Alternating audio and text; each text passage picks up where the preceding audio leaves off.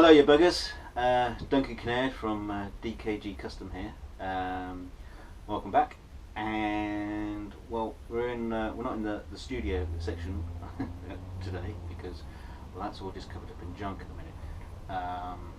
I've been working on the workshop, sorting that out. So the first thing I had to do was just clear it out, and well, that took a while.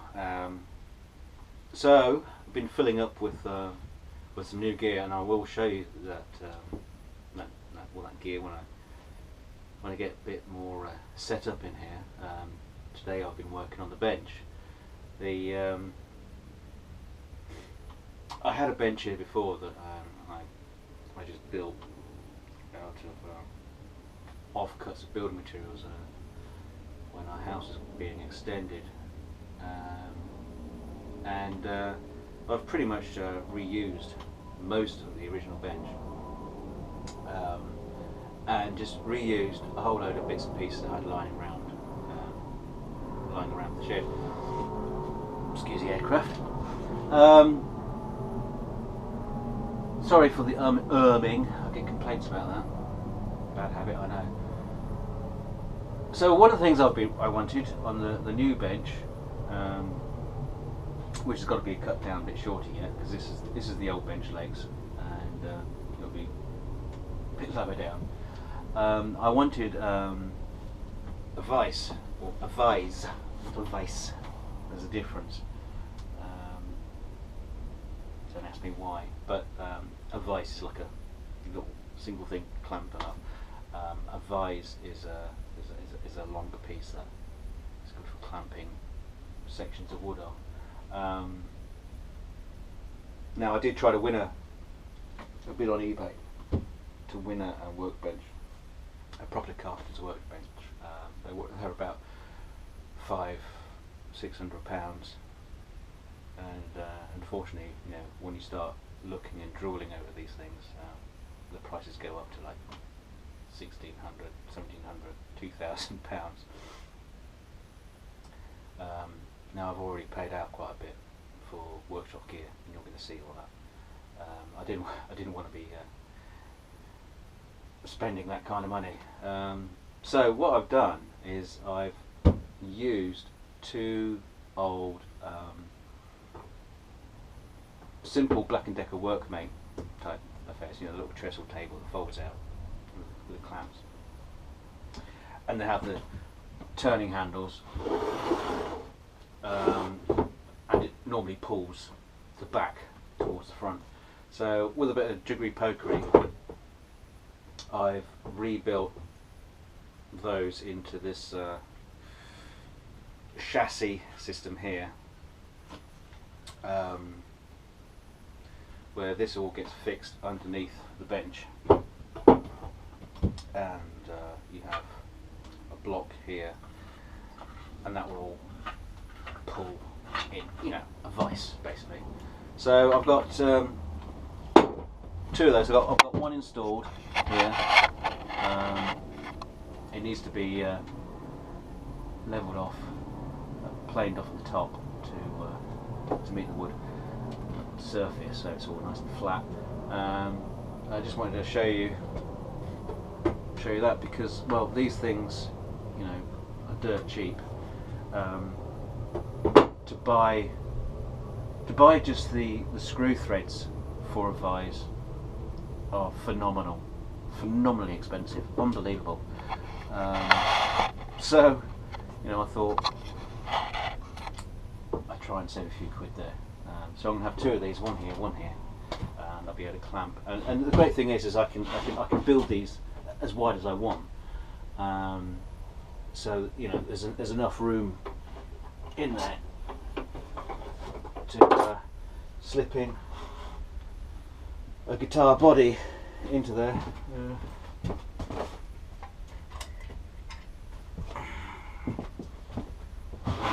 Here's one I'm working on. I'm going to get another finished coat on that.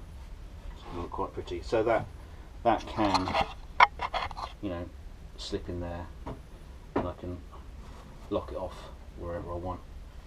I'm not going to clamp it in because I don't want to damage the finish. I'm going to use foam, this sort of stuff. Let me pull out a sheet. This kind of, it's just craft foam, and I'll use that to line the surfaces inside. Just so it's got a nice soft clamping surface, so, you know, so we could put that in and it won't damage it. That'd be great. Not that I can really see a reason why I need to clamp a finished guitar into a vise, but you know, there you go. So on the whole funding issue of the you know, of the workshop, as I said in my last video, I've been selling a couple of guitars. Now they've been sold. Yeah, what can you say about that? Now, wrong one, this one. Let me pull this out. So this was the first one that was to go out on eBay.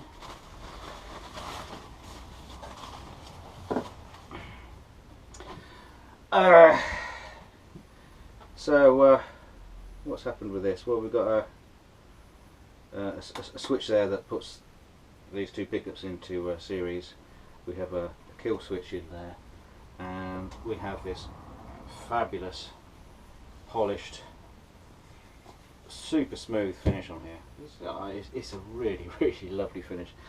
Matching pickups, the headstock, you know, it's frets have been levelled, it's no sharp edges. It's a fabulous guitar.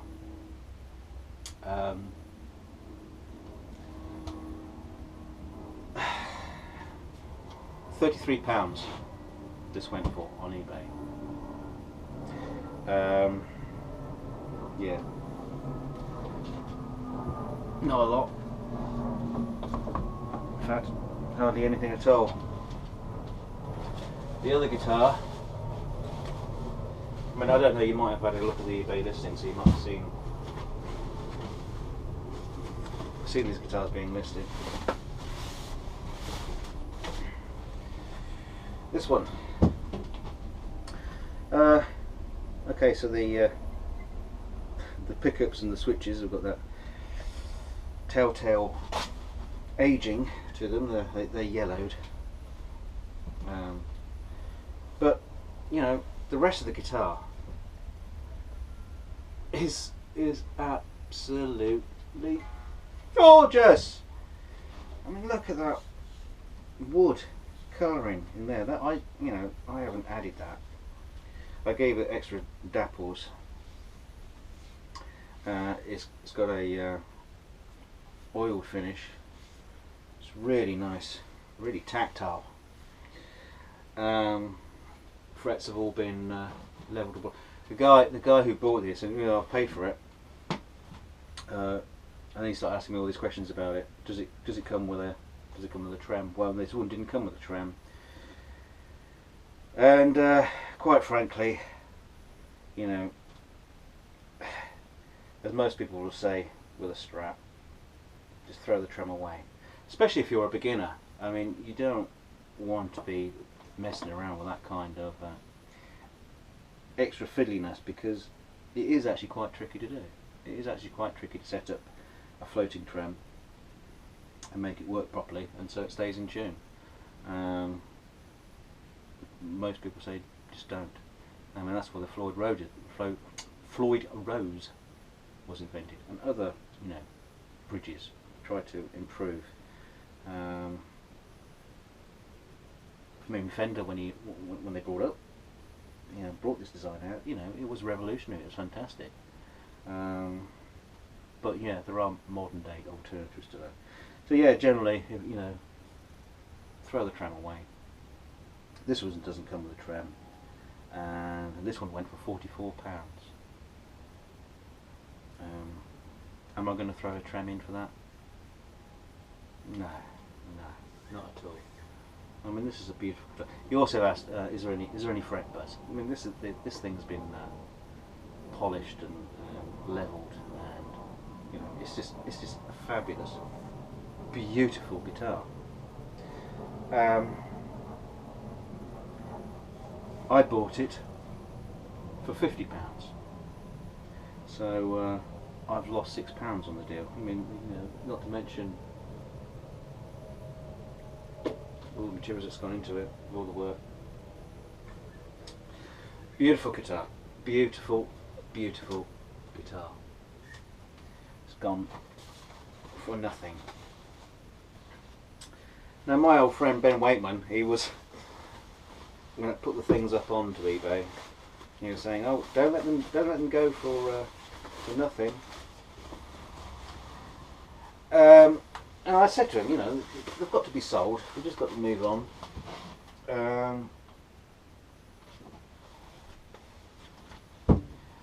But I must admit, I didn't think they'd go quite that cheap, and it harks back to my last video about, you know, what people are willing to pay.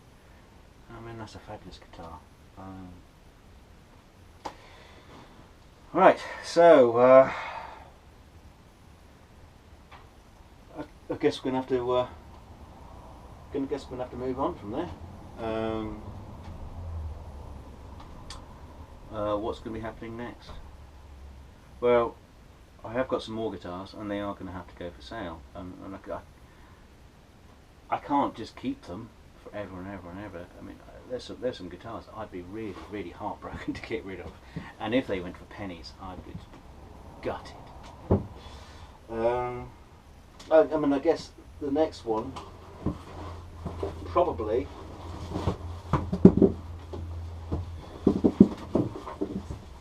will be this one.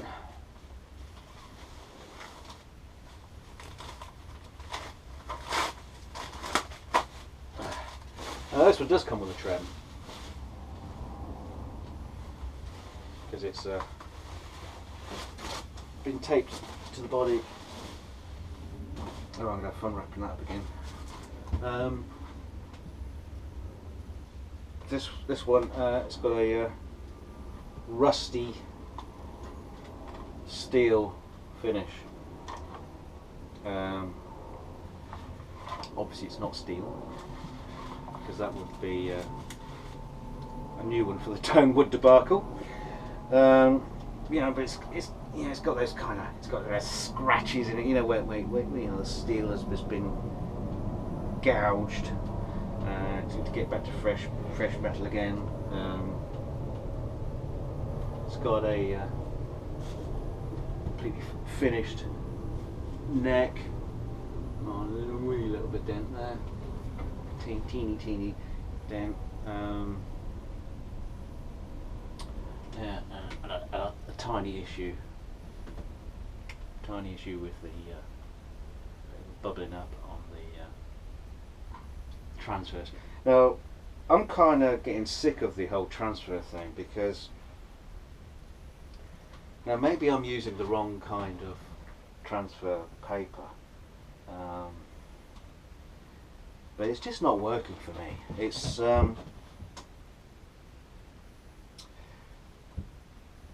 it just seems like they're just too thick.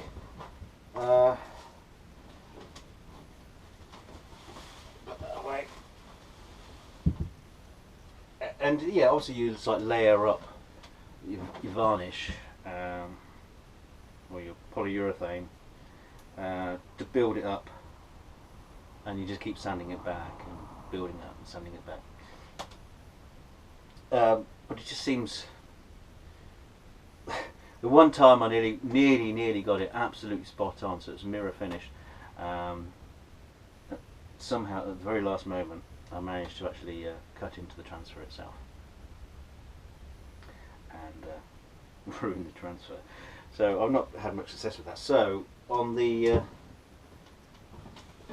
alien neck one, I don't know if you can see that. I don't know if it's going to show up.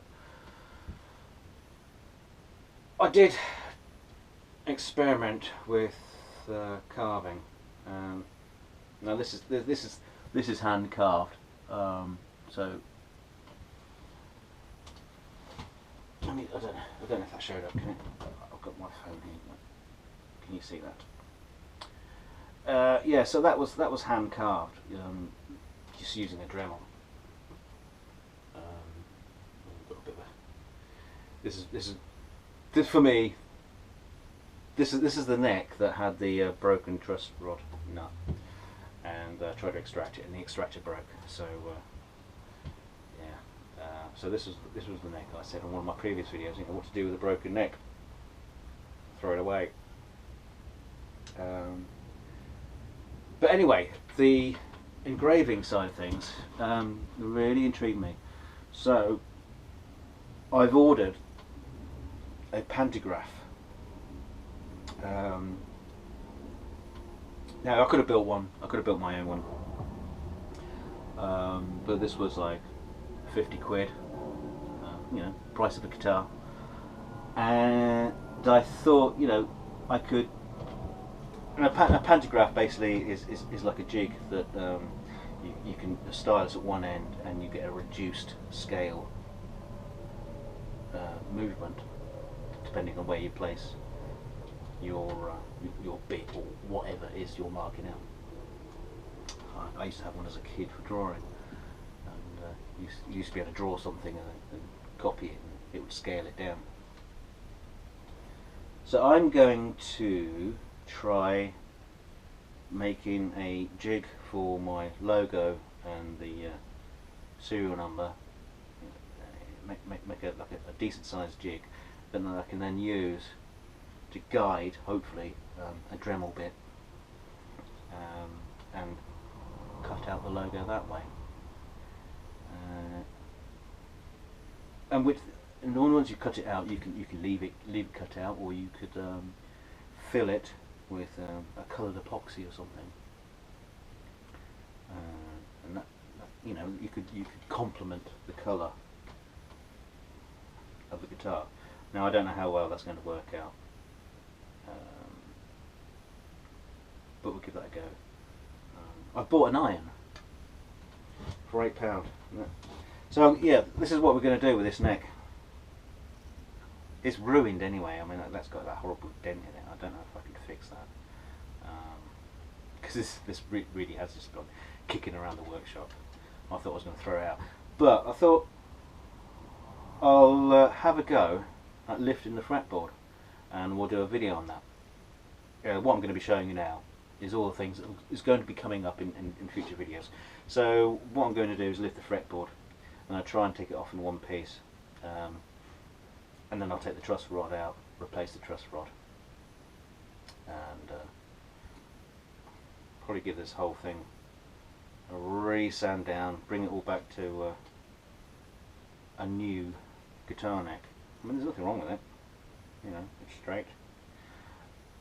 And I'll put a new fretboard on it, something different. And one of the things I like is when wood has been outside for a while, and it gets an ash grey colour. You know, it's a really like a silvery colour. I might finish this neck off, the fretboard off, with a wood finish that has that kind of look. This is going to be going onto the Alien guitar, or the Alien sculpt. That just might look really, really nice, you know, especially if it's varnished over, polyurethane varnished over the top of it. So it'd be, you know, so it'd be like a maple neck when just that beautiful, shiny, glossy finish. Cleans up fantastic, so much better than rosewood. Well, I just prefer them. So we'll have a go at that. We'll show you that. We'll do that video.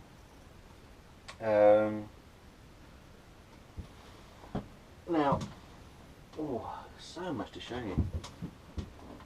Ah, now then, Mr. Penny Pincher. One of the things that's part of the workshop is I want to try and, you know, fit more dust extraction, so I don't have so much dust flying around, which is a killer, especially when it comes to trying to get nice paint finishes.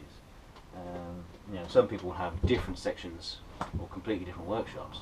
I mean, have you seen the size of some of these other guitar builders' workshops? This workshop is tiny. So I'm trying to do the same thing. Now I got this.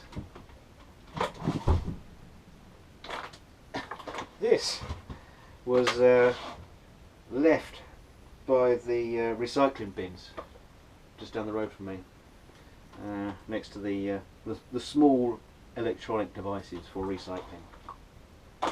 I grabbed it, brought it home, plugged it in, works fine.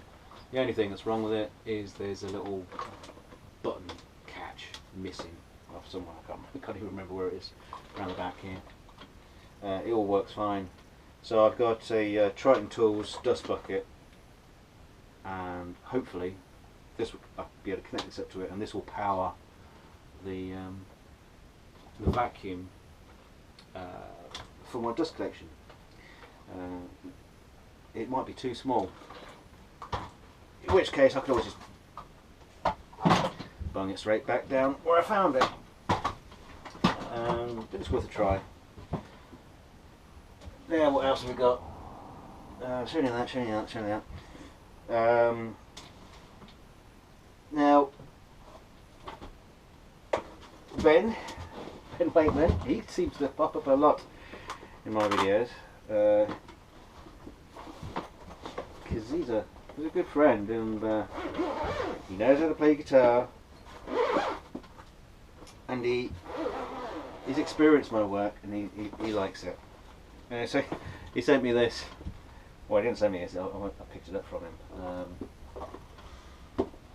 Oh dear! Oh dear! Oh dear! Oh dear! Ta-da!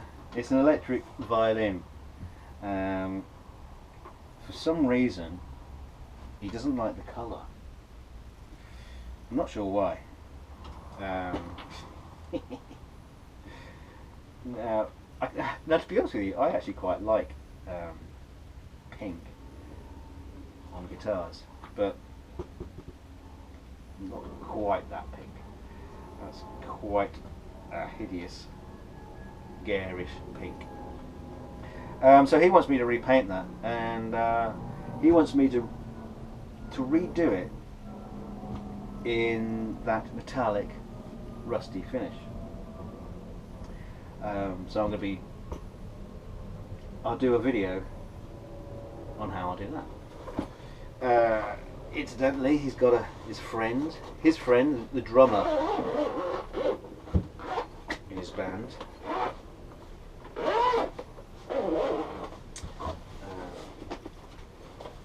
He's also got a violin, and he wants the same finish on it. Now that's electric violin. This is an acoustic violin. I was a bit worried about doing a paint job on an acoustic violin. Tone wood. I'm sure it'd make a difference. I'm not sure it'd make a difference to this guitar. Now I'm sure these bows are supposed to be fitting in somehow. Let me show you this first. Ebony fretboard, fingerboard. It's not a fretboard, it's a fingerboard.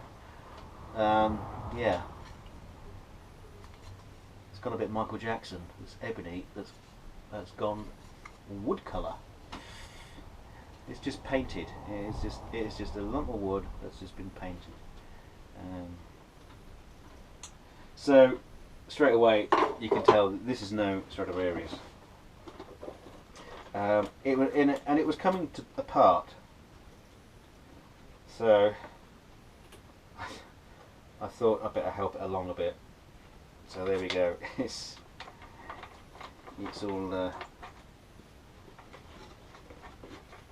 all come to bits, because this had been left in a shed.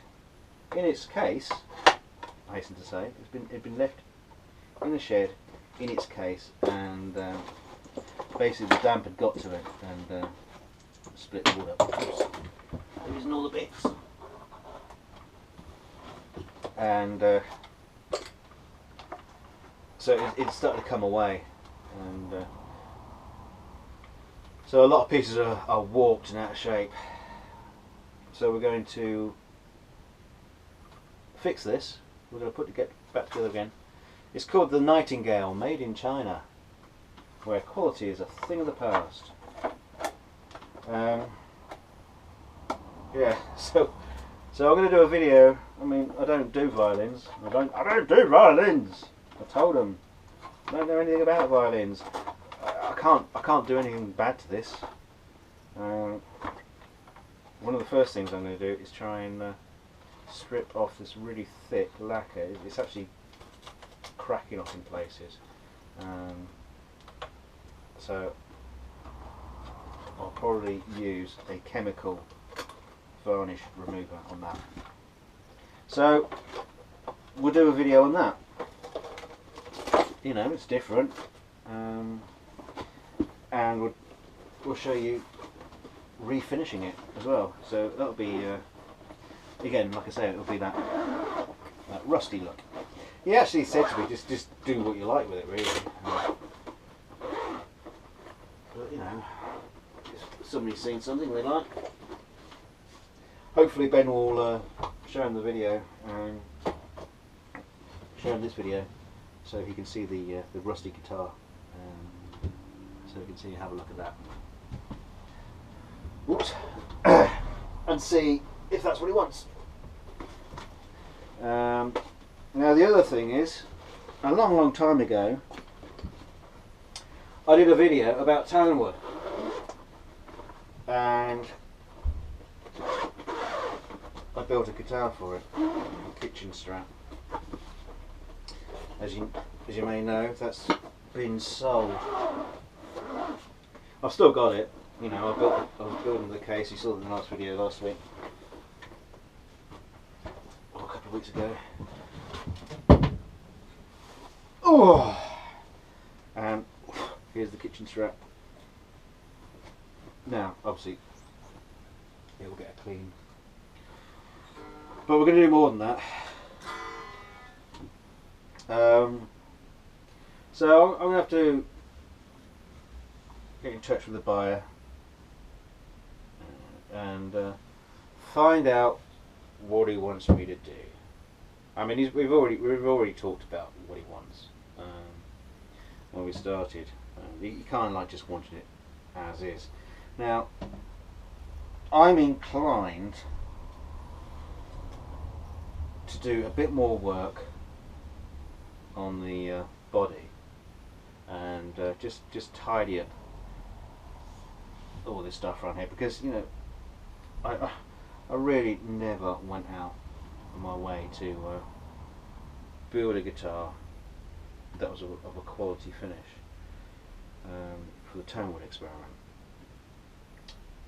And you know, even though I wish he'd bought my other guitar for 30 quid, I'd like to put a bit of work into it, into the body, because he wants it as a guitar.